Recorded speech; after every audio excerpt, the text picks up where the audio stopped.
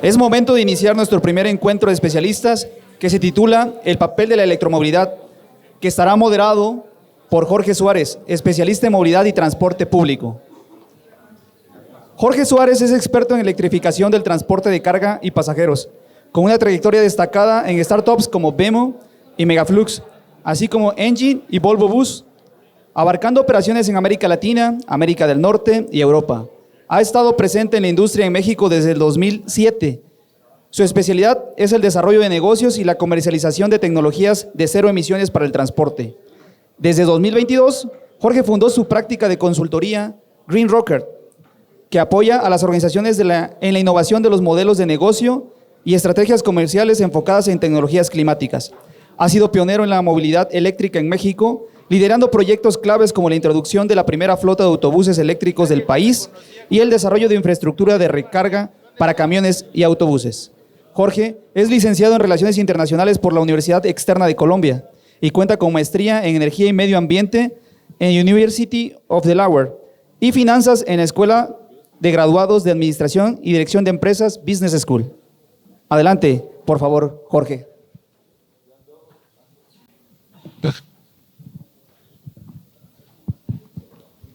Ya. Hola, pues muchas gracias por participar y acompañarnos en este panel. Nos acompaña en el día de hoy Roberto Talavera, que es gerente nacional de vehículos eléctricos en Fotón, gerente de Emanuel Sigüenza, que es gerente de proyectos de la zona centro de Yutong, México, y Donovan Nieto, que es gerente de planeación y producto en Volvo Buses. Y bueno, un servidor, Jorge Suárez, que ya hace un par de años tengo una consultora enfocada en infraestructura de recarga y electromovilidad. Y yo quiero empezar con un punto que cuando hablamos de electromovilidad, pues generalmente se habla así de las emisiones de CO2 y yo siempre pregunto, bueno, ¿quién ha visto una tonelada de CO2? Y yo creo que eso no realmente es lo que nos mueve, ¿cierto? Entonces yo digo, pues los beneficios pueden ser incluso más tangibles, como limpiar el aire, ¿no? O volver a ver los volcanes, que es algo que se nos olvidó que podíamos ver, simplemente porque el smog lo volvemos más común que el aire limpio. Pero uno de los temas que he visto es, y si me dicen cuál es el mayor beneficio de la electromovilidad, no voy a hablar ni de eficiencia energética, ni de reducción de emisiones, sino voy a hablar de disciplina. Antes, y cuando yo estuve en el sector, venía de un mundo donde había un proyecto de BRT, se ponían en fila los fabricantes, ganaba el que se aventaba, quería decir, el que se aventaba era el que se aventaba sin contrato, sin nada, y yo vi desastres como guardar buses articulados por 2 años, porque el contrato no salió.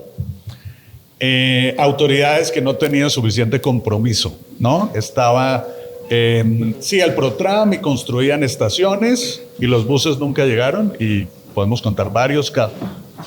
O flota que operaba 1 año y reventaba la empresa, la tiraban, requisición de concesión y luego compraban esa pobre empresa. Vi una empresa de 16 buses adivinen la ciudad, 16 buses, 250 socios. O sea, digo, hay como que números básicos, ¿no? El negocio no iba a dar. Y esto es simplemente porque los vehículos diésel son baratos. ¿Sí? Y el tema de la tarifa, y yo llegué a México 2007 y he escuchado que la tarifa no alcanza desde 2007. En efecto no alcanza si uno ve que la inflación del diésel es como 6% anual. La electricidad crece como en 3% anual. Claramente después de 3 años, si uno le suma el diésel y que se va, digamos, deteriorando la máquina de diésel, pues va a reventar el transportista. Y como las autoridades pues duran tal vez 3 años, 6 años, pues a los 5 años la tarifa no va a alcanzar y al final pues revienta el proyecto. Y hay proyectos como Metrobús que no ha reventado simplemente porque la demanda es tan alta y es tan crítico el transporte público en la ciudad que no se puede dejar morir, o sea, too big to fail, ¿no? O sea, entonces lo tienen que, y tiene una estructura de subsidio. Y otra cosa es que se prescribían soluciones de BRT en ciudades donde no era necesario, ¿no? Estuvo de moda, ¿no? Entonces estuvo de moda el BRT y ahora está de moda el eléctrico. Y yo decía, el mayor beneficio hoy, esta historia que les cuento, que es, ha habido avances, pero digo, a unos costos significativos para o un fabricante o la sociedad, ¿sí? Y por eso les digo que el beneficio más tangible de la electromovilidad es la disciplina. ¿Y qué quiero decir con disciplina? Quiero decir disciplina del sector público porque ya nadie te va a financiar unos buses que cuestan el doble. Si no tienes claro cuál es el marco regulatorio, cuál es el marco legal, cuál va a ser el flujo de ingresos de ese transportista por 15 años, entonces empezaron a arrastrar el lápiz y dijeron, uy, para tener, entonces digamos que el juguete es tan atractivo porque al final el usuario un poco le da igual, ¿no? La verdad. Pero el juguete es tan atractivo desde el punto de vista político, a nivel ambiental, que ahí sí hacen la tarea. Es decir, la tarea no se hace por el usuario, sino por la tecnología. Y yo digo, bueno, pues agarrémonos de ahí para hacer reformas del transporte público. Entonces, yo creo que ahí está el mayor beneficio. ¿Y por qué digo mayor disciplina? Por la parte del marco regulatorio, por el lado del transportista, pues tiene que profesionalizarse, ¿no? O sea, ya con solo empezar a hablar de kilovatio hora, bueno, por lo menos ya necesitamos hacer otra tarea. Resulta que los buses no los puedo acomodar o tirar por allá en un terreno baldío, sino hay que armar un patio. Entonces tengo que saber desde el principio cómo voy a estacionar los buses. Entonces es una maravilla porque en un mundo de caos introdujo orden. Y yo creo que con eso ya, cuando tenemos orden físico, de compras, financiamiento, bueno, ahí sí va a jalar el transporte público. Entonces, digamos que previene a las autoridades de aprobar proyectos malos, previene a que el transportista, por falta de información, se suba en un barco que no va a jalar, ¿sí? Y esto, digamos que yo creo que sí, indirectamente ha beneficiado en la profesionalización del sector. Por otra parte, atrae nuevos jugadores que antes no existían, inversionistas, empresas del sector energético, que obligan y que no van a meter su dinero simplemente porque a mí me gustó, ¿no? Y que me parece padre. Todavía hay golazos que yo he visto y a veces de cientos de unidades en ciertas entidades del país donde se deja a que el mercado arregle y donde no se toma completa responsabilidad, pero creo que ha mejorado. O sea, ya, y lo que yo les digo, para que esté el juguete en la calle, el juguete eléctrico, tuviste que haber hecho la tarea antes muy bien. O si no vas a tener un problema que es del doble del tamaño que una solución a diésel. Entonces yo creo que eso es importante. Está cambiando el mercado, algunas cifras. Hoy tenemos, digamos en 2019 empezamos el proyecto cuando yo estaba en Engie, era un bus eléctrico, empezamos con uno y hoy hay 300, ¿sí? Más o menos, entre aprobados y circulando. En ese momento mis años de buses eran 5 fabricantes, hoy hay 23. Encontramos 23 fabricantes de buses eléctricos de diferentes tamaños, orígenes, entonces hay más competencia. Equivale más o menos al 1% de las ventas anuales, ¿sí? Por ahí los estimados, y según mis números de servilleta, por ahí el 50% de los buses van a ser eléctricos como en 2030, al menos el 50%, de buses, digamos, pesados, ¿sí? Y obviamente esperamos que haya un auge el próximo sexenio. Se ha hablado un poco de compras consolidadas a nivel nacional, imitando un proyecto de la India. Esperemos qué es lo que quieren hacer. Y se han generado nuevos modelos de negocio. Recientemente, o más bien en septiembre, ya no hay exención de arancel para las marcas chinas y yo creo que el próximo tema es, ok, eléctrico, pero tienes que estar aquí. Porque el otro problema que se ha generado es que se atraen jugadores que son lo que yo llamo kamikazes, vendes y chao, ¿cierto? Si dice chao, sí te quedas con un problema. Y yo empiezo a ver que ya empiezan estas ventas porque en México siempre va a haber quien financia las locuras. Y siempre va a haber alguien que compre las locuras. Y yo siempre digo, dile a un político que no tienes, que yo traigo el bus, no sé, que vuela, ese es el que quiero, ¿no?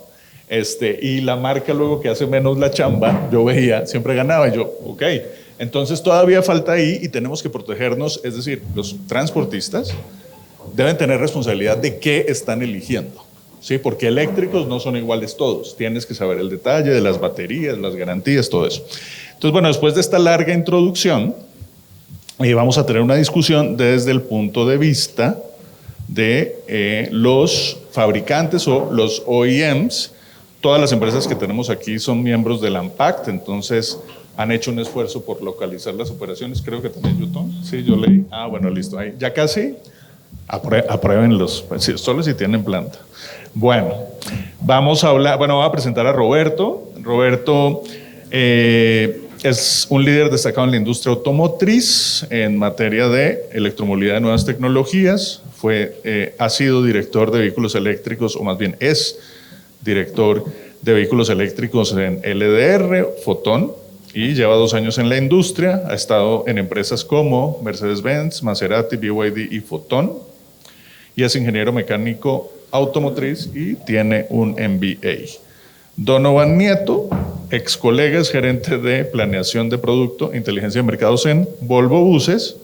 Ha estado en la industria de automotriz y autotransporte ya varios años, tiene más de 5 años en esta industria y regresó a Volvo en 2022 para poner a la empresa al día en materia de BRT, electromovilidad y nuevos productos.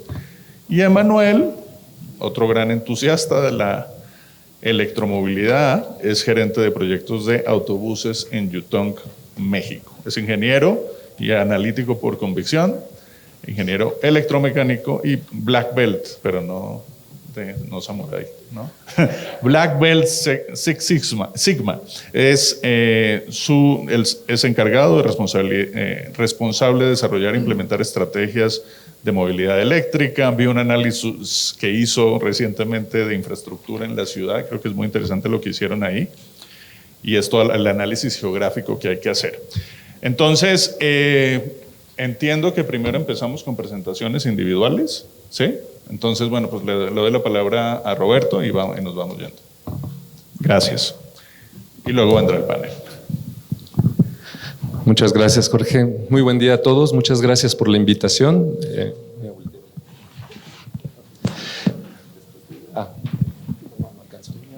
Y pues bueno, les voy a platicar un poquito de las tecnologías que traemos como Fotón México, y pues también algo de lo que ya hemos hecho en estos años que llevamos aquí en México.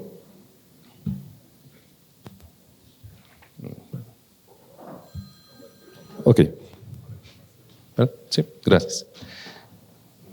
La parte de Fotón Global como marca, pues somos una de las marcas líderes en la producción y exportación de vehículos comerciales y de pasaje.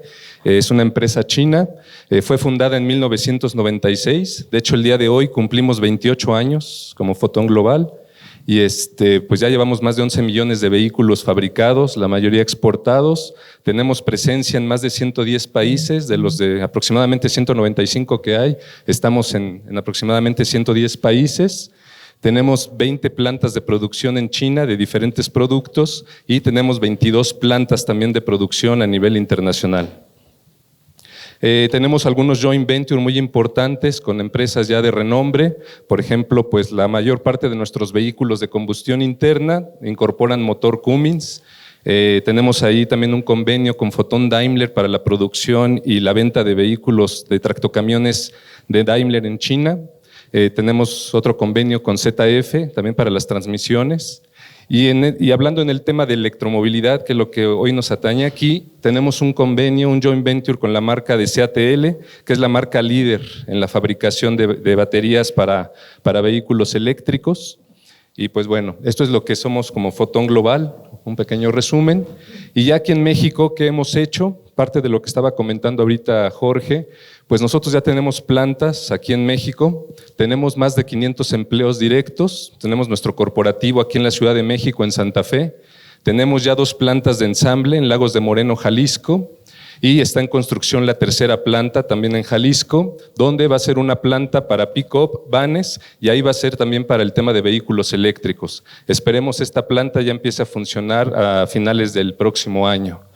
Obviamente también tenemos un centro de partes internacional donde surtimos todas las refacciones para México y para todo Centroamérica, no solo de Fotón, sino también de CATL, de CATL, porque pues le damos servicio prácticamente a todas las marcas de vehículos eléctricos que incorporen estas baterías. ¿Okay?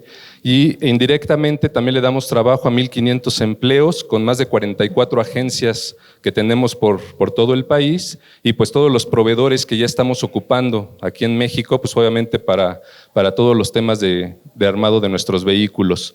Bueno, éramos prácticamente la única marca china miembro de ANPAC, ya está en el proceso también nuestros colegas de Yutong y esperemos pronto se sigan incorporando más marcas para fortalecer pues obviamente este tema. ¿Qué opciones tenemos para el transporte en México? Pues tenemos opciones desde 18 metros articulados, tecnología de gas natural comprimido. Me queda claro que obviamente electromovilidad y sustentabilidad, comparto de igual manera con muchos de aquí, muchos colegas, el tema de que si hay una emisión, por mínima que sea, para mí tampoco debería de ser considerado un vehículo sustentable, pero pues sin embargo pues hay otras tecnologías que nos siguen ayudando, como el gas natural, el Euro 6 que ya viene también, y ahí hemos entregado 43 unidades articuladas en Guadalajara, con la misma tecnología, pero de autobuses de 10 y de 12 metros, hemos entregado 400 unidades en Nuevo León y 482 unidades en Jalisco ya. Para líneas alimentadoras y vehículos urbanos, vehículos tipo One Step con tecnología gas natural, acabamos de entregar también 100 autobuses en Guadalajara y vehículos urbanos tenemos disponibilidad de vehículos ahí como pueden ver pues para este tipo de uso. Otros logros que hemos tenido como marca a nivel Latinoamérica, hemos entregado de las 2,000 unidades aproximadamente que están circulando 100% eléctricas en Chile, hemos entregado como Fotón 1,400 unidades. En este momento estamos desembarcando las primeras 24 unidades 100% eléctricas también en Guatemala y con esta cantidad de unidades, pues Fotón se convierte en el líder de vehículos de este tipo de tecnología en el transporte público en Latinoamérica. Otras opciones de transporte ligero, estaba leyendo el dato en la revista precisamente de transporte que tenemos aquí, que 130 millones de viajes que se hacen, el 80% son en transporte ligero o transporte colectivo. Para este caso obviamente también tenemos vehículos, pero lo principal es que aquí ya estamos incorporando tecnologías 100% eléctricas también y ya probadas en transporte ejecutivo, transporte de público hasta 18, 22 pasajeros. Y pues también es importante mencionar que nosotros como IEM, cada quien tiene que hacer su tarea. La tarea de nosotros es traer la tecnología, pero realmente hacerla funcionar. Que no nada más sea, como mencionó Jorge, un juguete, sino que realmente sea útil y que pues sea funcional. Eso es lo importante. Nosotros trajimos ya el primer autobús de hidrógeno en México, el cual pues se presentó en la Expoforo de este año.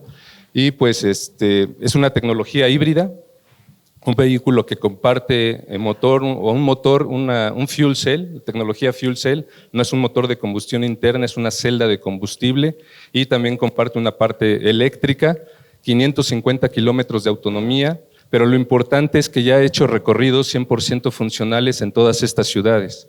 Hemos hecho recorridos entre la Ciudad de México y la Ciudad de Toluca, hemos hecho recorridos en la Ciudad de Guadalajara, en la Ciudad de León. Estuvo ahí corriendo unas rutas entre Cancún y Playa del Carmen y pues también en Estado de México, ahí en Cuautitlán Izcalli y Tecámac, ha estado corriendo rutas. Principalmente son rutas donde hay disponibilidad de hidrógeno, que eso es lo importante para que se pueda ya utilizar. Y en este tipo de rutas hemos encontrado la facilidad de la disponibilidad de hidrógeno con empresas como Infra, como Linde, que nos han ayudado mucho y pues están haciendo estas pruebas, les repito, reales y funcionales, con muy buenos resultados, que esperemos ya en poco tiempo terminar los análisis de TCO y que se los podamos presentar en otra ocasión. Ya entrando directo al tema tecnológico de la marca, somos una de las marcas que más modelos eléctricos y de celdas de combustible tiene actualmente. Aquí en México ya tenemos 14 modelos disponibles entre autobuses y vehículos de carga. Ya son 14 modelos que pueden estar circulando, están disponibles. Y algo crítico que también estamos muy enfocados en Fotón es la parte de postventa. como mencionaba, o sea, no es nada más llegar y poner la tecnología, sino qué va a pasar, quién le va a dar el soporte adecuado a este tipo de tecnologías, las baterías, lo que acaban de mencionar, perdón. ¿Qué va a pasar cuando termine la vida útil de las baterías? Pues nosotros ya estamos trabajando en esta parte. Como pueden ver en esta pequeña tabla, vienen muchos países de Latinoamérica y qué es lo que estamos haciendo como Fotón y como CATL, los fabricantes de las baterías. Entonces ya tenemos obviamente el servicio especializado de nuestros distribuidores, de nosotros como planta, y aparte tenemos el servicio especializado del fabricante de las baterías. Obviamente se están desarrollando centros de entrenamiento y pues obviamente el desarrollo de los centros de distribución de partes. Para terminar, un pequeño resumen de lo que significa la vida útil completa de las baterías, cómo lo estamos viendo desde Fotón y desde CATL. Pues prácticamente después de que terminan su vida útil en el vehículo, el siguiente proceso puede ser la reparación por garantía, obviamente, si llegan a fallar durante el uso, pero el siguiente paso es la remanufactura. Es algo en lo que ya estamos trabajando en México, en empezar a analizar los temas de remanufactura, para que cuando termine la vida útil de una batería no tengan que invertir en unas nuevas, sino que se puedan remanufacturar, obviamente con la garantía del fabricante y con una vida útil pues todavía aceptable para esta vida de las baterías, y al final se pueden reutilizar como bancos de energía. Y por último está el tema del reciclaje, que en este momento sí no lo tenemos todavía en México bien desarrollado. Tenemos que enviar las baterías a Estados Unidos, pero ya estamos trabajando en el proceso de que se puedan reciclar aquí en México. Y pues bueno, por nuestra parte es todo. Muchas gracias.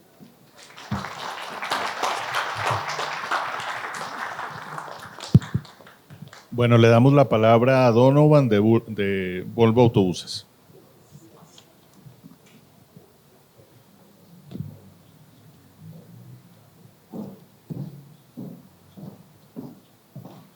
Gracias, buenos días a todos. Bueno, vamos a platicar un poquito sobre la propuesta de transición a cero emisiones por parte de Volvo, en lo particular en México. Y este mapa en lo particular es la transición que hemos hecho nosotros a lo largo de los últimos años para la visión que tenemos hacia cero emisiones y cómo pretendemos hacer este cambio de combustión interna a electromovilidad. Entonces, prácticamente nosotros, como se puede ver en la línea de tiempo, empezamos con el lanzamiento en el 2008 de un autobús híbrido, que era un motor de combustión interna con baterías, que tenía un motor de 5 litros y que, bueno, prometía reducir emisiones entre un 40 a un 60%. Y bueno, esa es la inclusión. Y justamente aquí tenemos una foto de ese tipo de autobús que nosotros tuvimos aquí en la Ciudad de México, en una de las líneas de Metrobús, estos autobuses híbridos en el año 2011, ¿no? 2011, 2010. Ya tuvimos este tipo de proyectos en la Ciudad de México en lo particular. Creo que en el panel, ya en la discusión podemos hablar un poco al respecto de este tipo de ejercicios. Y a partir de esos años empezamos ahí en el 2014 con el híbrido eléctrico como tal. En el 2015, ya el proyecto de electromovilidad, el lanzamiento del articulado eléctrico, pero de piso bajo, de cama baja, para la parte de Europa. En el 2019 tenemos ya el híbrido enchufable, que es como lo que tenemos ya en la industria automotriz, que es un híbrido que se puede conectar para recargar su paquete de baterías. Y en el 2020 finalmente el 100% eléctrico. Ahora, a partir de 2024, y me parece que aquí se desvirtuó un poquito las cifras por la edición de la pantalla, disculpen. En el 2024 nosotros aquí en México estamos presentando este tipo de soluciones. En el 2024 tenemos un chasis que nosotros le llamamos BZL, que es piso bajo con las baterías en el toldo del autobús y que tiene medidas de 9.7 a 13 metros. En la parte de abajo, que es un chasis BZR, tenemos estas aplicaciones que parten de 10 metros hasta 15 metros en aplicaciones 6x2, donde las baterías son cúbicas y vamos a poderlas encontrar en la parte de abajo. Ahí tenemos soluciones que pueden ser de low entry, es decir, ya como a la mitad del autobús ya se va haciendo más arriba para que justamente las baterías vayan en la parte inferior. la parte de lo que le llaman padrón, que puede ser BRT, con plataforma de 1 metro de 90 centímetros, con puertas izquierdas tipo BRT y puertas derechas con escalones, ¿no? Para que se pueda incorporar o desincorporar a un carril exclusivo, paradas exclusivas. Y finalmente el BRT en versión eléctrica, que es el BZM, que es un autobús articulado y biarticulado, próximos al lanzamiento a final de este año, en 18.5 metros en articulado y 26.5 en biarticulado, con capacidad de 300 pasajeros, 300 kilómetros de autonomía. Entonces, esas son las soluciones que tenemos a partir de este año para Volvo en México. Y bueno, y nosotros creemos que a final de 2030, perdón por la edición de la presentación, en el 2030 estaremos ya presentando comercialmente y factiblemente un autobús de hidrógeno. Entonces, prácticamente esto es lo que nosotros estamos teniendo como solución para cero emisiones. Y bueno, justamente que algo que comentaba tanto Jorge como el propio Roberto, justamente la integración que tenemos que tener para un proyecto de electromovilidad.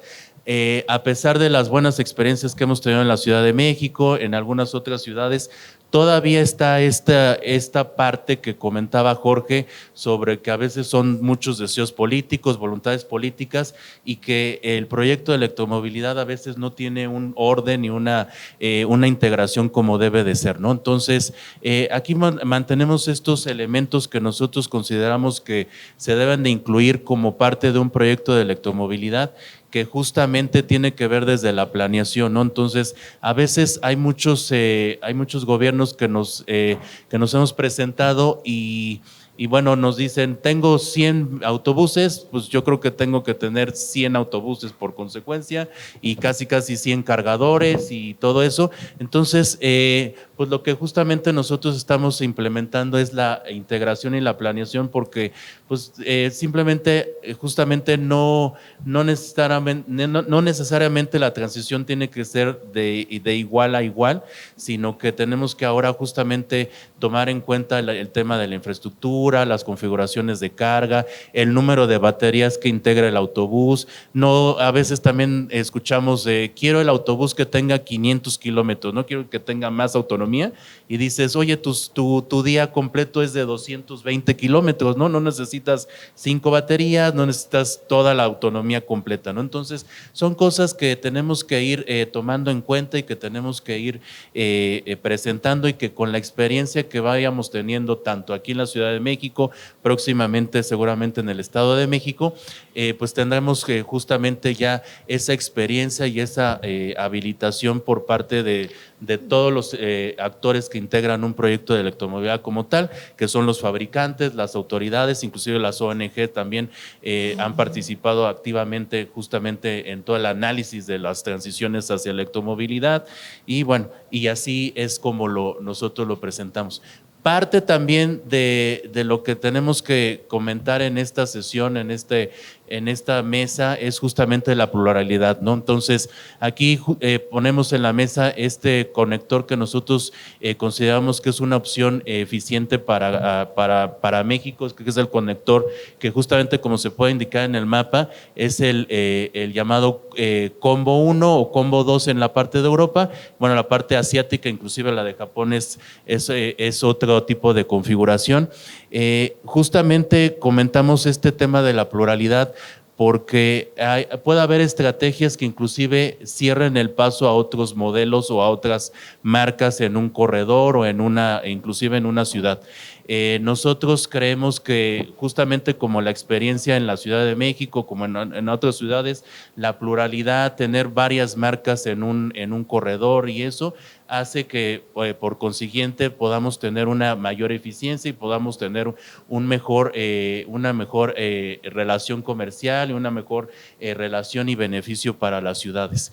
Entonces, tenemos que tomar en cuenta esta parte de la configuración del conector y obviamente de la infraestructura de carga. Y finalmente, el término de localidad, ¿no? Entonces, hablando de cero emisiones, nosotros hago esa mención porque justamente pues tener contenido local, tener la presencia en México. Nosotros estamos cumpliendo 26 años en el país con una planta de manufactura en el Estado de México. Pues justamente tenemos este interés en participar en los corredores, este interés y este compromiso para estar presentes en la mayoría de las ciudades de nuestro país. Y esta es una prueba de ello. Nosotros también en los próximos meses estamos por arrancar la primera producción de autobuses eléctricos que van a ser fabricados y ensamblados aquí en México. Entonces, eso también es importante señalarlo. También los puntos de servicio que nosotros manejamos en el país son propios.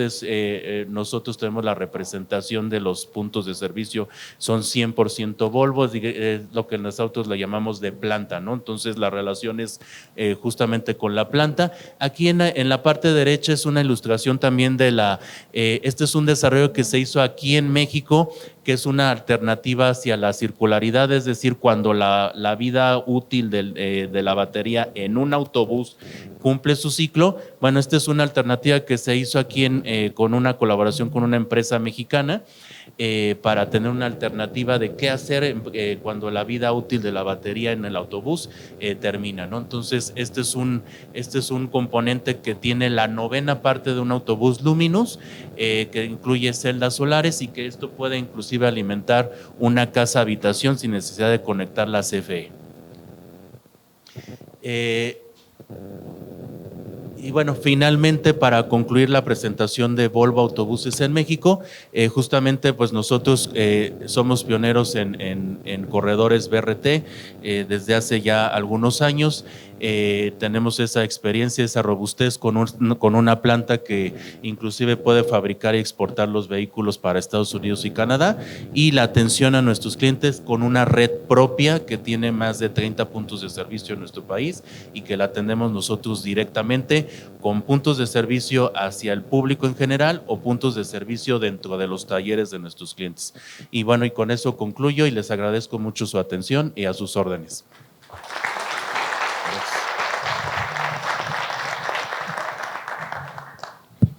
Y le damos la palabra a Emanuel Sigüenza, de Yutong.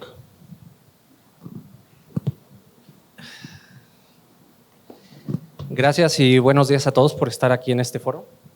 De verdad que es muy importante hacer cada día mucha difusión acerca sobre estos temas de la movilidad eléctrica.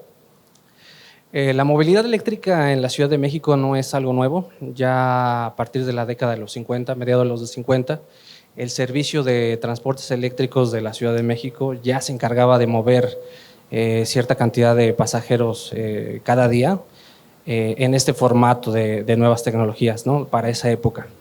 Los vehículos para ese entonces eran sumamente robustos, sumamente pesados, no contaban con una autonomía suficiente para hacer el recorrido fuera de las catenarias. Entonces esto limitaba el sistema y lo volvía rígido. Con el pasar del tiempo, de pronto el interés por la administración del gobierno de la Ciudad de México fue perdiendo ese interés sobre transportes eléctricos y se abocó un poquito, como dice Jorge, al BRT, ¿no? El BRT se puso de moda en Ciudad de México. A partir del año 2005 se establecen los primeros corredores, la línea 1 de Insurgentes, con la primer flota de autobuses articulados de la marca Volvo, ¿no?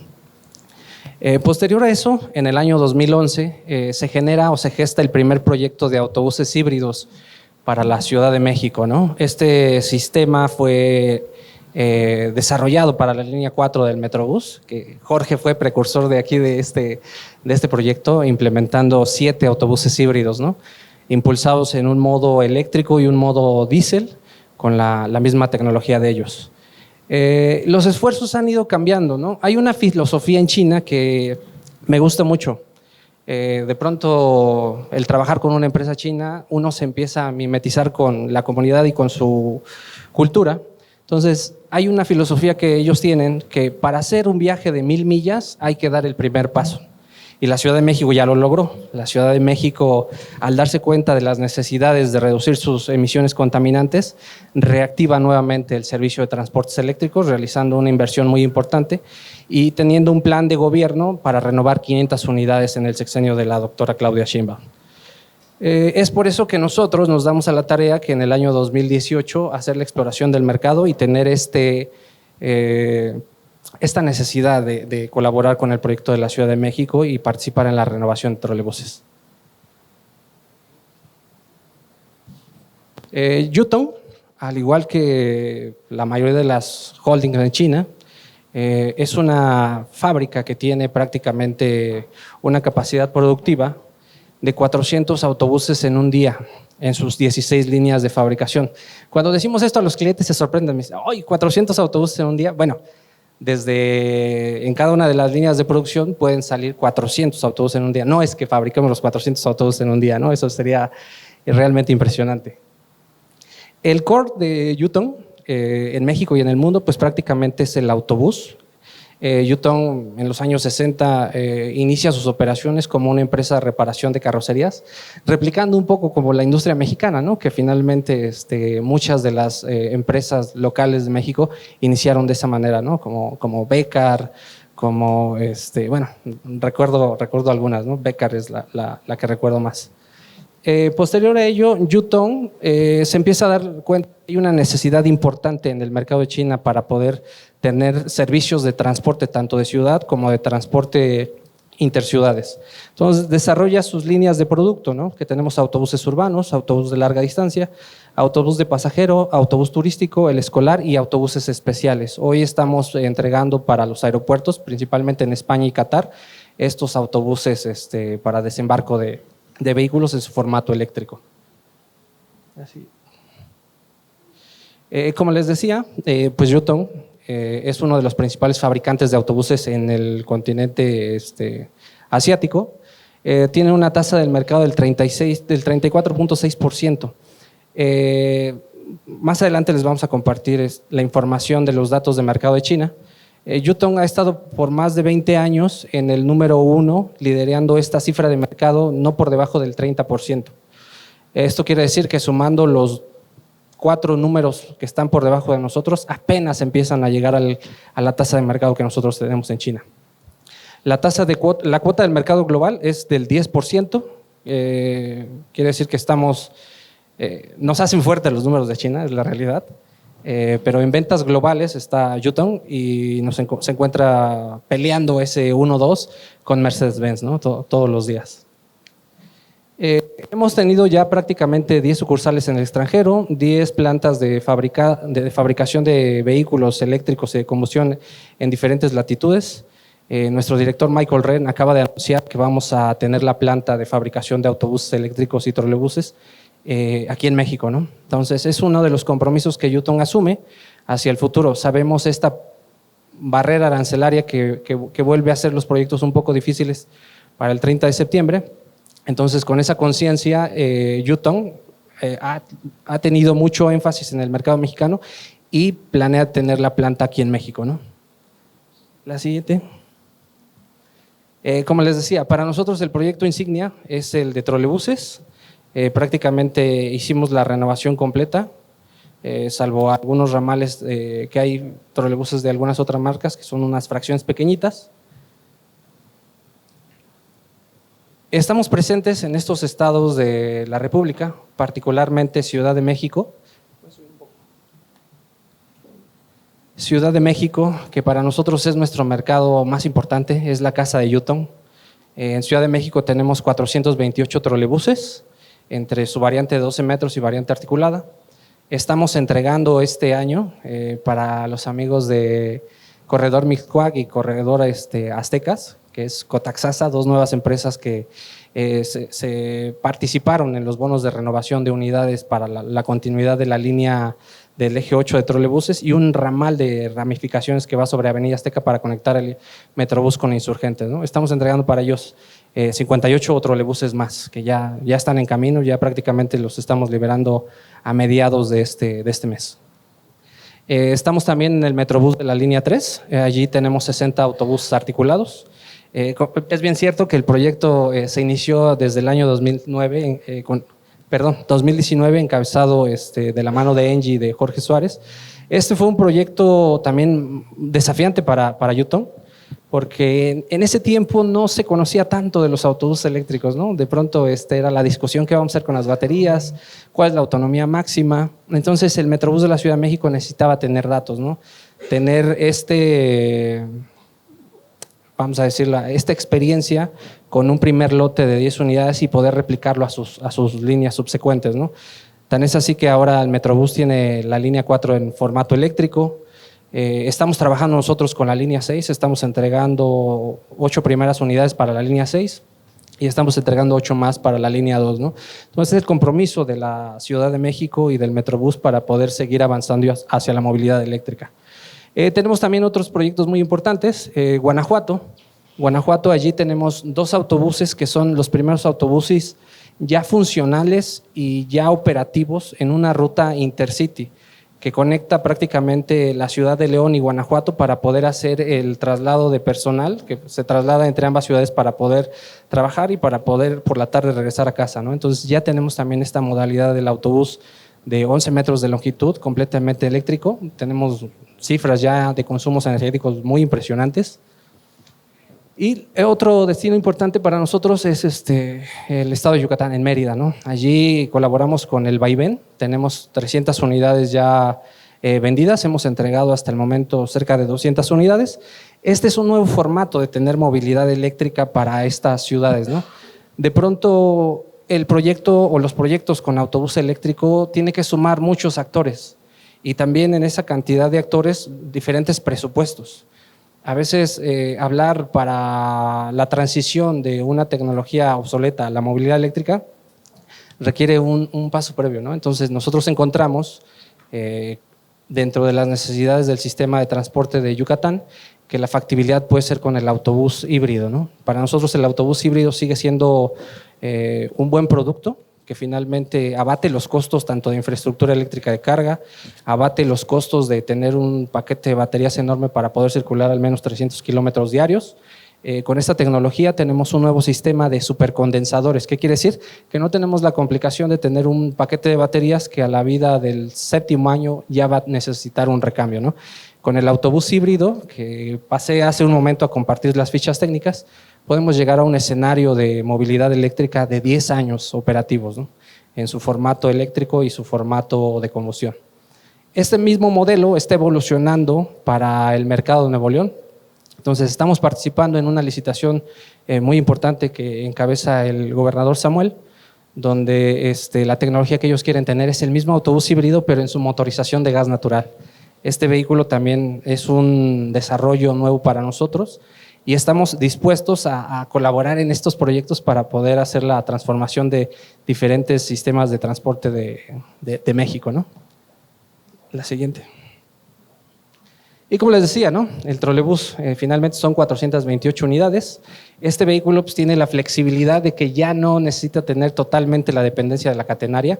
Esto ha abierto un escenario de movilidad muy importante para la Ciudad de México. Se han retomado rutas que antes se pensaban ya extintas, ¿no? Por ejemplo, hoy con los servicios emergentes por los mantenimientos del metro de la Ciudad de México en su zona de Pantitlán, se reactivó un corredor que da conectividad de las personas que radican en la zona oriente de la Ciudad de México, que toman este centro modal de Pantitlán para poder trasladarse a la zona centro de la Ciudad de México. Ya lo hacemos con los trolebuses mediante el apoyo del Servicio de Transportes Eléctricos. En ese ramal no hay catenaria, entonces ya tenemos un vehículo que finalmente tiene esta dualidad, ¿no? Tiene un paquete de baterías reducido para poder circular al menos 70 kilómetros de autonomía y tiene la alimentación o la dependencia de catenaria, ¿no? Este sistema también se ha vuelto de vanguardia, ¿no? Porque ¿qué pasaba antes, no? Veíamos seguramente en el eje central con los antiguos trolebuses que de pronto si se quedaban estacionados en el eje central 5 trolebuses en fila, se venía una descarga, bueno, no una descarga, sino una baja de potencial de las catenarias, ¿no? ¿Qué quería decir? Que el trolebús no tenía la suficiente energía para poder avanzar al menos 5 trolebuses conectados, ¿no? Ahora, con el sistema que nosotros tenemos, no pasa eso, ¿no? Porque el trolebús se puede desconectar o bien mediante su sistema de regeneración, mandar energía eléctrica a la catenaria directamente desde el potencial que se guarda en las baterías del trolebús. La siguiente, por favor. Bueno, lo que les comentaba, ¿no? El autobús de Metrobús. La siguiente, por favor. Este también es un proyecto insignia para nosotros. Estamos participando con la red de transporte público de la Ciudad de México. Hemos entregado en una primera licitación 171 autobuses de gas natural, motorizaciones diésel Euro 6, y a la fecha de hoy estamos entregando también para estas últimas fechas 50 autobuses de 12 metros eléctricos, ¿no? Que también es un plan que tiene la red para poder sumarse a la movilidad eléctrica. Y bueno, como último anuncio, y espero que no me jalen la oreja, calculamos que para finales de este año estamos trayendo los 2 primeros biarticulados eléctricos que operarán en la línea 1 del Metrobús. Estos ya se encuentran en fabricación. Nosotros tenemos que hacer un proceso de liberación de unidades en China con un testeo muy riguroso para que puedan venir a operar a la línea 1 en el corredor de Insurgentes, ¿no? Por mi parte es todo, estoy a sus órdenes y muchas gracias.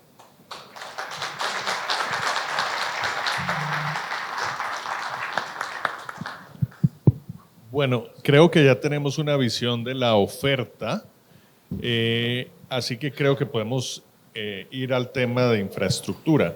Y hemos visto una evolución de cómo se ha fondeado esta infraestructura, desde un contrato de arrendamiento en su momento con Metrobús, ¿sí? Contrato inicial de 1 mega, luego un contrato en ese momento de Engie, luego de Enel.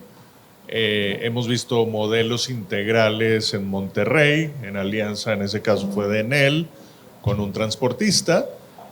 En Mérida se empieza a hacer algo que pienso que está bien para no cargar al sistema de costo y más a la tarifa, que es financiar financiar completamente la infraestructura con apoyo federal.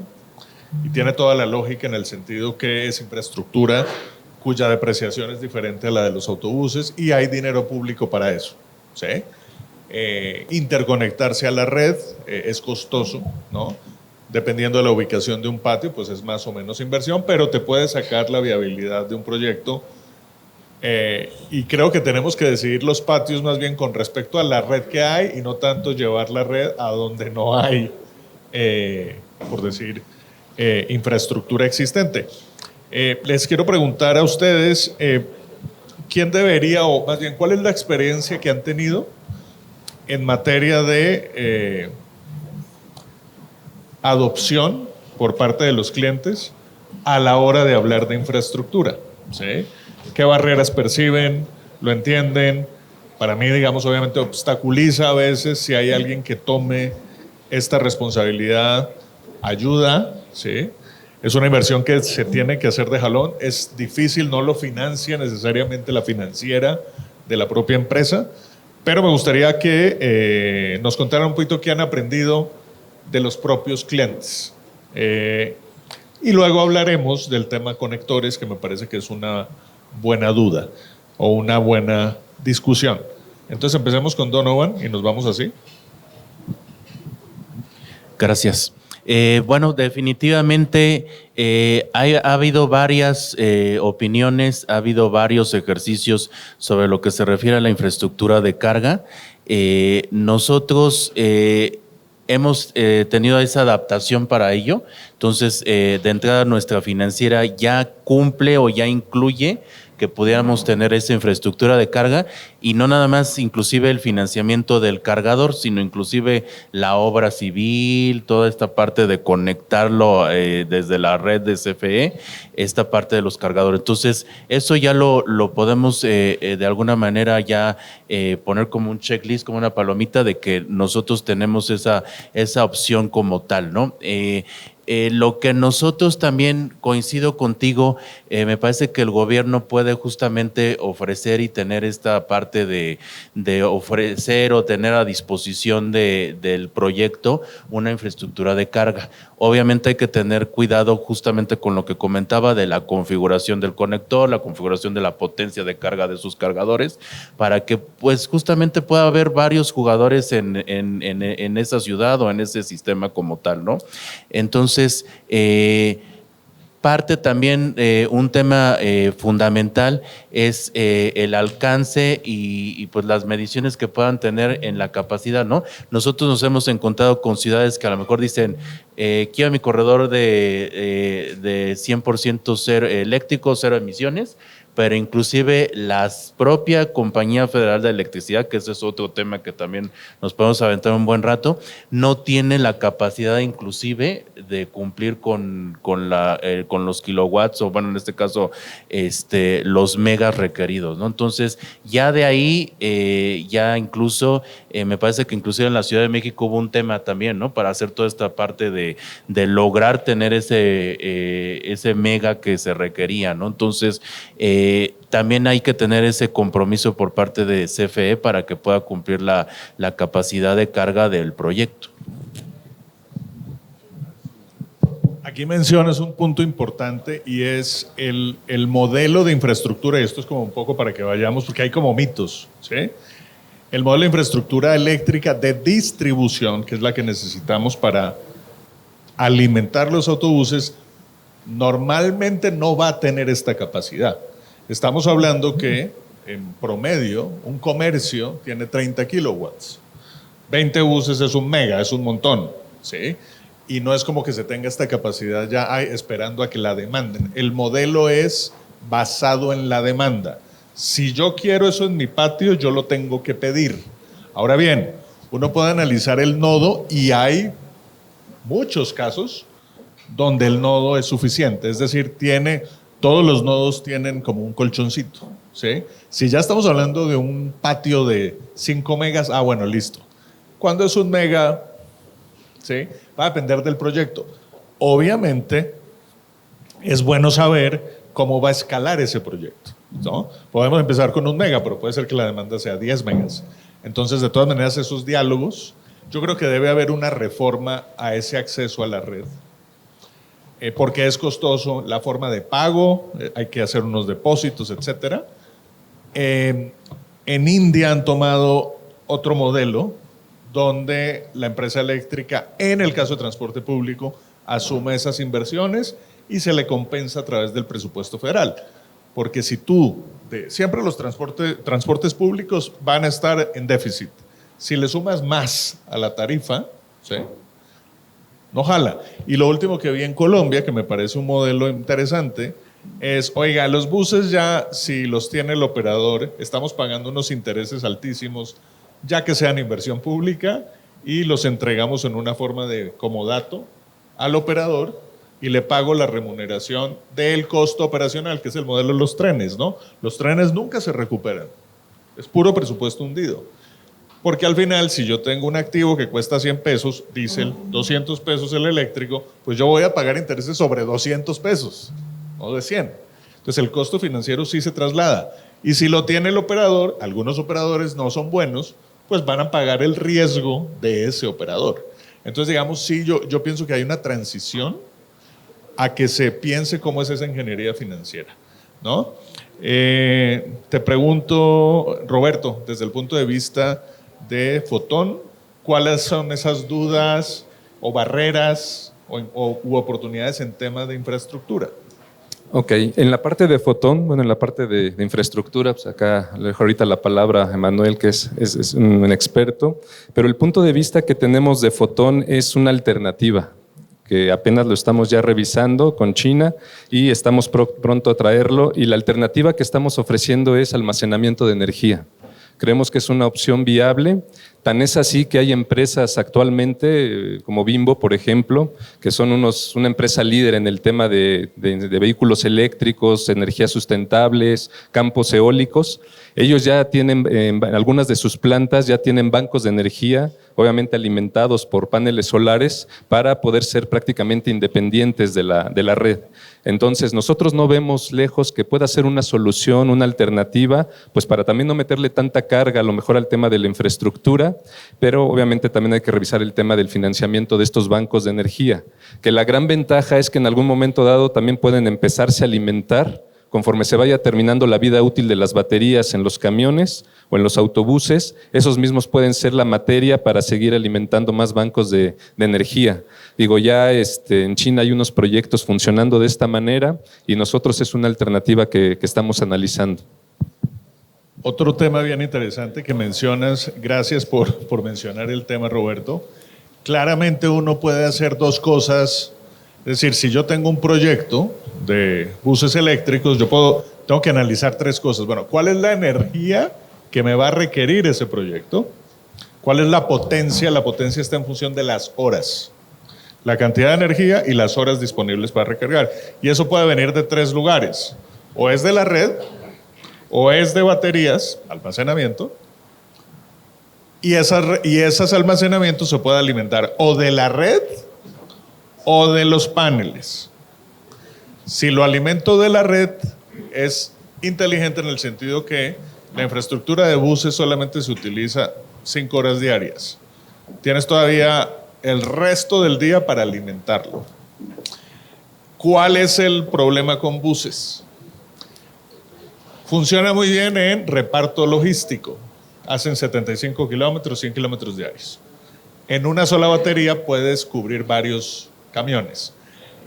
En los buses gastas 350 kilowatts hora. Casi que tendrías que tener una batería espejo para alimentar. Exacto. Pero tienes más horas para recargar. Yo pienso que un tema y obviamente todo es perfectible, pero los patios de recarga se están considerando como sistemas cerrados. Pero cuando tú le inviertes a un patio de recarga $5 millones, $6 millones, tienes que hacerlo como sistemas abiertos. Es decir, una parte del predio se debe destinar para uso externo porque no hay ningún otro uso en la ciudad que vayas a tener capacidad instalada de 3 megas. Eso tiene un beneficio. Uno, aumentas el nivel de utilización de esa infraestructura, porque lo que viene son camiones, coches, etcétera, que tienen problema para poner esas capacidades. O sea, en un reparto, ¿no? Yo colaboro con la empresa Megaflux y en Modelo hacen, por decir, un camión de carga de Coca-Cola o cerveza, lo que sea, hace 100 kilómetros diarios. Para ellos la infraestructura es muy cara por el bajo nivel de utilización. Entonces, cuando uno empieza a pensar, y esto lo hacen en Londres, es, oiga, yo tengo esta capacidad muerta ahí, nadie más la usa porque además el predio no se pensó para eso. Si yo pongo una parte y cedo una parte para uso externo, puedo generar además recursos adicionales para que me ayuden a pagar la infraestructura y no me cuelgo solamente de presupuesto. Entonces, tenemos que empezar también a pensar que el uso externo es una posibilidad y analizar cuándo sí, cuándo no, con almacenamiento, porque no todos los sistemas hacen 300 kilómetros, hay sistemas que hacen 180, 200, ¿no? Le paso la palabra a Emanuel. Gracias, Jorge. Bueno, para Yutong México es un reto también muy importante. Hoy en día lo estamos viviendo. Al participar en la licitación de RTP, no solo nos comprometemos a entregar los autobuses eléctricos funcional y en tiempo, también nos comprometimos en un contrato de infraestructura eléctrica de carga, donde nosotros somos los proveedores de los cargadores. Son estelas de carga de 160 kilowatts y el mayor reto que nos estamos encontrando es con la Comisión Federal de Electricidad. Allí los tiempos de interconexión se están yendo un poquito más largos que lo que teníamos nosotros contemplados. Y esto me lleva al segundo punto. De pronto, si volteamos a ver otras latitudes, ¿no? Como Colombia, Santiago de Chile, son mercados que crecieron impresionantemente en cuanto a la renovación de sus flotas vehiculares, ¿no? De pronto escuchamos noticias que Colombia tiene 500 autobuses eléctricos y están en pro de llegar 500 más. Santiago de Chile acaba de cerrar una licitación como de 250 o 300 vehículos eléctricos. Entonces, volteemos a ver qué es lo que está pasando, ¿no? ¿Por qué México, al ser un centro de negocios importante, decimos que México es el cuerno de la abundancia, ¿no? Sobre todo por la rica y vasta recursos que tenemos y la conectividad con 2 mares, ¿no? ¿Por qué no estamos logrando lo que se están logrando en otras latitudes? Yo, básicamente, y como un punto de vista personal, lo atribuyo a que estamos dentro de una red eléctrica que solamente tiene un jugador en la cancha. Creo que la red eléctrica, y digo, voy en contra un poquito de lo que se planea en cuanto al sector energético, debería de abrirse a otros jugadores, porque al tener competencia generamos diferentes intereses, ¿no? Tal vez hoy el interés particular de Comisión Federal de Electricidad no es dirigirse a los centros de carga de alta potencia, ¿no? Ellos quieren empezar tal vez con una red de carga pública para los vehículos de pasajeros, pero eso nos trunca a nosotros en el sector pesado, ¿no? Porque finalmente tenemos patios de carga, tenemos estelas de carga de mucho mayor potencia que lo que ocupa un vehículo eléctrico, entonces creo que sí o sí el mercado energético de México tendría que abrirse a otros jugadores, ¿no? Hoy tenemos el apoyo de Enel. Enel prácticamente en México se encuentra limitado a una empresa de construcción y de comercialización de cargadores. No tiene todo el core que tienen otros mercados, ¿no? Que es el arrendamiento financiero, la capacidad de inversión para poder traer 1,000 autobuses a México, ¿no? Creo que de esa manera tendría que florecer la red eléctrica de México y pues, la política pública, ¿no? De que CFE se tiene que alinear para poder tener estos centros de carga de alta potencia. Bueno, ahí mencionas dos cosas, yo creo que bien interesantes. Uno es tiempos y escala, ¿no? Tiempos, ahí sí les digo, es la disciplina. Es decir, de esos proyectos que se podían con diésel de 6 años la administración y a los 2 meses de cierre quieren comprar, por ejemplo, 2,500. Pues no, eso es difícil de hacer, o sea, no hay magia, ¿no? En un proyecto de eléctricos, realmente la implementación, con todas las de la ley, sí, es como 1 año y medio, la infraestructura. Claro, te la puedes aventar más rápido, pero esos son como los tiempos de la red. Y no es CFE en el mundo, es así. Entonces, ahí lo que diríamos es, tenemos que tener una mejor planeación, que es un Gantt. Si no hice la infraestructura 3 meses antes, pues no se va a hacer, o sea, no se va a hacer de la nada. Puedes poner algo temporal, yo he visto que luego los alcanza el tiempo y bueno, pues pongan plantas de diésel y gasta de diésel. No, pues eso es como hacer trampa, ¿no? Pero es un tema de planeación y no lo veo como, uy, voy a hacerlo mal. La gente de transporte no sabe de energía, la gente de energía no sabe de transporte. Eso yo creo que hay un tema de asimetría de información. Ya, y bueno, acá está nuestra amiga Candy. Candy aprendió muchísimo en la primera vuelta que hicimos en Engie y Metrobús desarrolló su capacidad. Eso es importante, para que primero, no te metan cuentos. Segundo, para que no pagues tanto, ¿cierto? Y tercero, para que tú tengas esa habilidad de planear, ¿cierto? Entonces, seguramente en subsecuentes implementaciones que tienen el Estado de México, eso lo pueden estandarizar más y es una expertise que tienes que tener dentro de la administración pública. Yo por ahí estoy colaborando en una consultoría en Cancún. Ya hay gente incluso de Metrobús que trabaja en Cancún. Entonces hay esta difusión de incluso personas del sector público que empiezan a ir a otras ciudades a apoyar porque es una expertise que se necesita. Entonces, digamos, eso tiene que ver con esa idea de la adopción tecnológica, se van creando digamos, expertise. Yo cuando estaba en Volvo realmente no sabía nada de la red eléctrica, ya ahora entendí, y es un ciclo, es una curva de aprendizaje donde vas entendiendo, ok, así como yo sabía lo de diésel, pues ahora uno sabe cómo se tienen que planear estas cosas. Es parte de la curva de aprendizaje. Sí. Lo otro, hablabas de la escala, ¿no? En Colombia y en Chile son países centralistas. Entonces, digamos, una decisión ya cubre casi que todo el país, ¿no? Sí. En México es un esquema federal. Y en México nunca se han hecho proyectos Big Bang. Porque resulta que el Sistema Integrado de Transporte Público, con todos sus beneficios, genera un nivel de subsidio altísimo. Okay. Donde ya tienes que destinar $1,000 millones al año para subsidiar. Porque antes, pues, es que el sistema con transportistas es muy cómodo. Sí. Porque el gobierno no tiene que pagar la cuenta completa, el riesgo se traslada. Cuando tú integras todo, el gobierno se come el riesgo y el gobierno tiene que cubrir la diferencia si no sale. En el caso de Metrobús, subsidio tipo el 50%, si replicamos eso a 10,000 buses, bueno, ya no estamos hablando de lo mismo. Entonces digamos que en eso México ha sido, yo creo que bastante más inteligente de aprovechar quién hace mejor las cosas.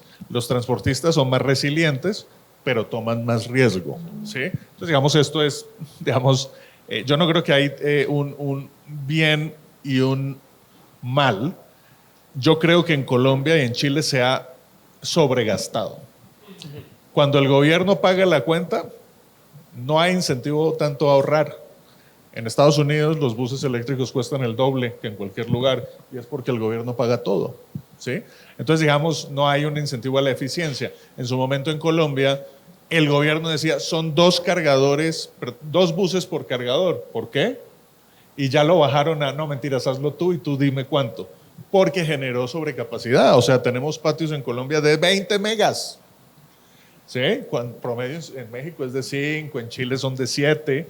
Y allá están poniendo pues unos patios que sí, pues muy padre. Hay 109 megas instalados en Bogotá. 109 MVA. Que es una inversión a futuro, pero que claramente hubiera podido tener una racionalización. Entonces digamos que acá hemos ido a pasito, ¿cierto? Y vamos aprendiendo, porque ya si la regamos, pues el tamaño de la regada fue un poquito, ¿cierto? No 500 buses.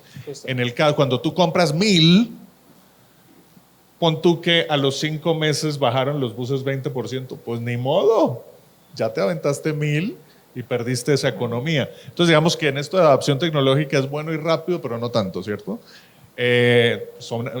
Digo, eso yo creo que es más bien, eso fue como una, como dicen, eureka, ¿no? De, oiga, ha sido mejor ir dosificadamente. Yo creo que hay que ir en adopción tecnológica. Por ahí Guillermo Calderón decía, yo nunca soy un pionero, yo soy un follower. Tiene sentido, porque el transporte público pues, es un servicio público. Bueno, tenemos un poquito de tiempo considerando que tuviéramos una demora de 15 minutos. Tema aranceles, ¿no? Hubo un boom de buses eléctricos, ya les dije que hay 23 marcas y hay buenas y malas y unas que son empresas serias o los jugadores que son los tradicionales en México que ahora tienen eléctricos, los challengers que están más de ese lado, que antes importaban y están ya produciendo, y tenemos a alguien que ya casi va a producir. Entonces el efecto, digamos, a mí me preguntan, oye, ¿tú qué crees que no prolonguen la extensión de arancel? Y yo, me parece bien, porque el objetivo inicial era que hubiera buses, y eso ya se cumplió. México no es Chile, donde no producen buses y tienen que importar todo, ¿sí?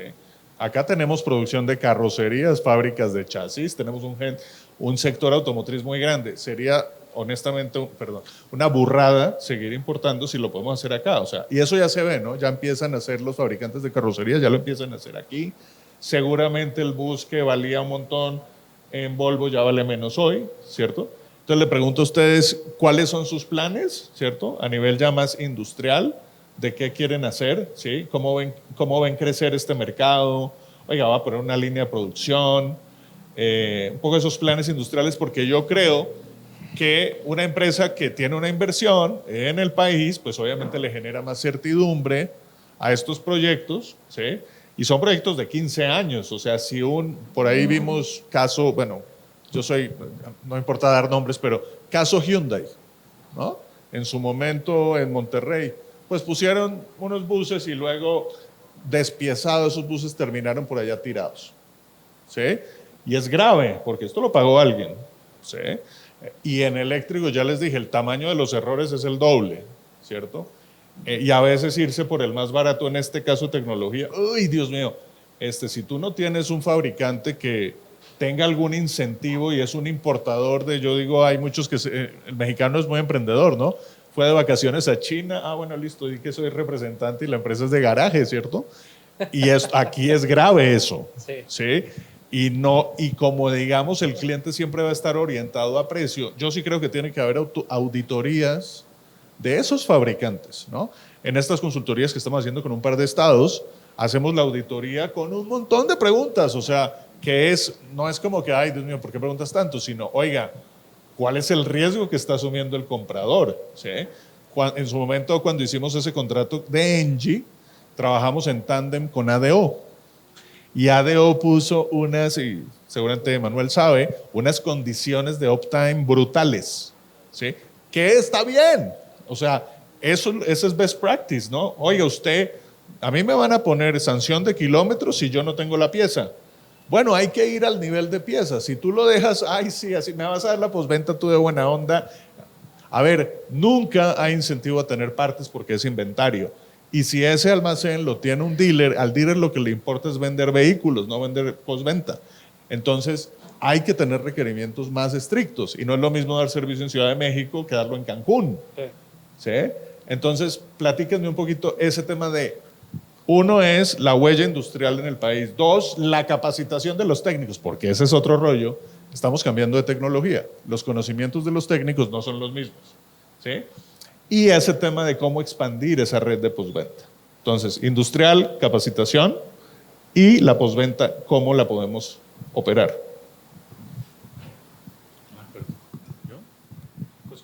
Gracias. Bueno, sí es importante. Hablando de aranceles y estamos viviendo en un mundo de incertidumbre, por lo menos aquí en Norteamérica. Hace 2 o 3 días el gobierno de Canadá anunció un sobreimpuesto del 100% a vehículos eléctricos, incluidos camiones y autobuses provenientes de China. Entonces, viene también estas cosas que hay que tomar en cuenta, ¿no? También. Nosotros en la parte de Volvo Autobuses en México, estamos próximos a justamente a hacer el lanzamiento del vehículo articulado y biarticulado que se va a ensamblar en México, y la carrocería también es localmente tanto diseñada como también su fabricación en los próximos meses. Piso alto, ¿no? Plataforma de 90 o 1 metro, ¿no? Para las ciudades que así lo requieran. Y en la parte también de la huella, pues nosotros en la visión tanto de Volvo Mundial como la de aquí en México, es que ya lo comentó Jorge, 2030 esperamos que el 50% de lo que se comercialice sea cero emisiones. Entonces, por eso también nosotros insistíamos en la parte que comentabas del producto.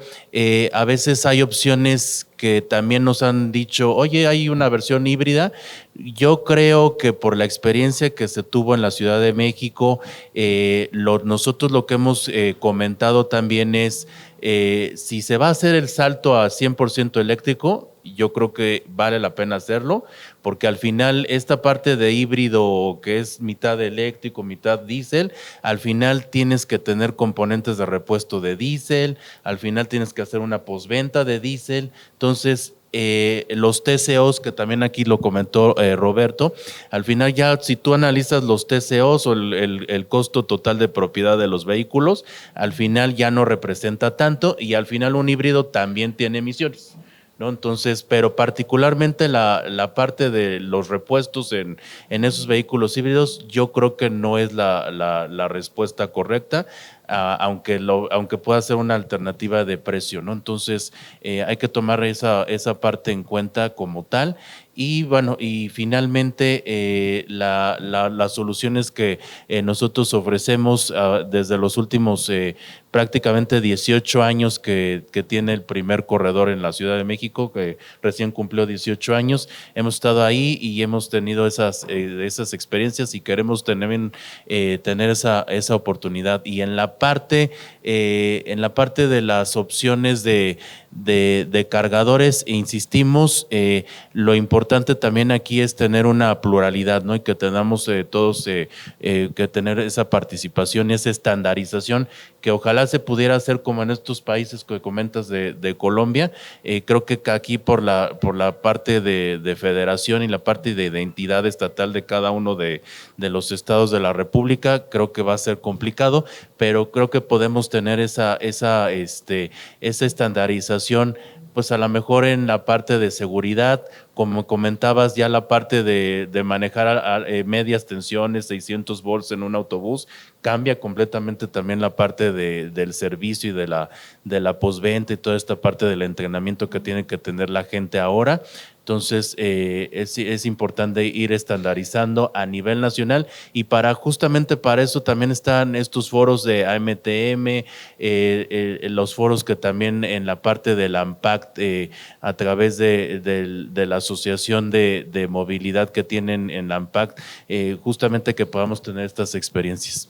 Gracias. Mencionabas tema, nada más para que no lo mencionamos ahorita, el tema de la estandarización del conector sí me parece importante. Por ejemplo, la tensión de entrada del conector en 480 creo que se debe estandarizar porque es más barato hacerlo así.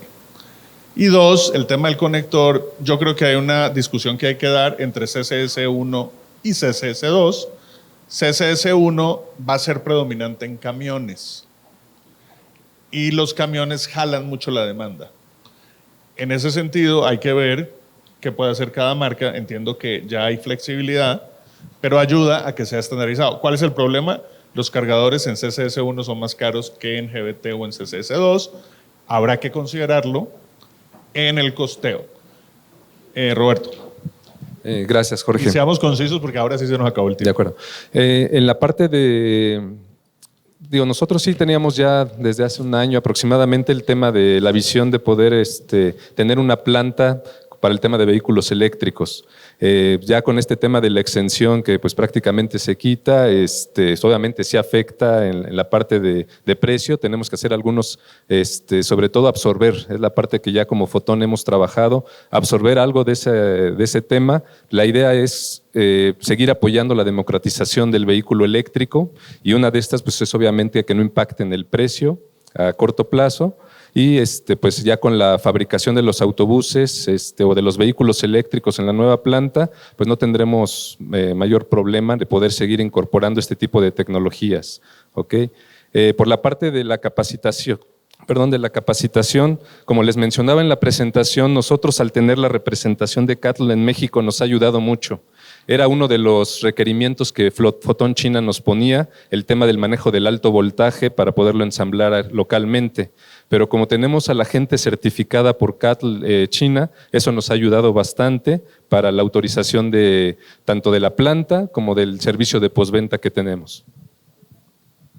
Bueno, y Emanuel, un minuto desafortunadamente. ¿Por qué un minuto, Jorge? Adelante, un minuto y Bueno, 3 puntos rápidamente. Aranceles, para nosotros es una barrera que vuelve al mercado el 30 de septiembre. Sabemos que el valor del vehículo está dentro del 20% más. Esto nos lleva al segundo punto, la huella industrial. Estamos decididos a sumarnos al PROSEC, al programa sectorial para el desarrollo industrial en México. Estamos explorando latitudes y diferentes estados para poder poner la planta. No es un tema que se desconoce por parte de Yutong. Tenemos planta en Venezuela. El ideal de nosotros es buscar un escenario de KDE para poder hacer el ensamble local con contenido nacional. La parte de postventa. En postventa estamos cerrando ya garantías con los 60 articulados de ADO. Prácticamente se está llevando al final de las garantías. Seguimos dando la representación de postventa, seguimos dando la capacitación. La capacitación se realiza en español. Si ustedes quieren capacitación en mandarín, también les podemos dar en mandarín. Pero finalmente no, estamos en México y tendremos que hacer la capacitación durante toda la vida útil del proyecto, que tiene que ser en español. Esto va incluido tanto para conductores y personal técnico. Es bien cierto que el migrar a esta nueva tecnología nos obliga o nos implica profesionalizar al talento, al capital humano, al talento humano, y estamos desarrollando fuertes conexiones con talentos. Nos estamos sumando a la UPM del Instituto Politécnico Nacional para poder captar estudiantes y poder empezar a formar las futuras generaciones dentro de esta nueva industria, ¿no? Esos son los compromisos que nosotros tenemos como Yutong México. Bueno, muchas gracias. Pienso que tocamos todos los temas: oferta tecnológica, infra, presencia, huella industrial, y les agradecemos a los participantes y a ustedes por su atención.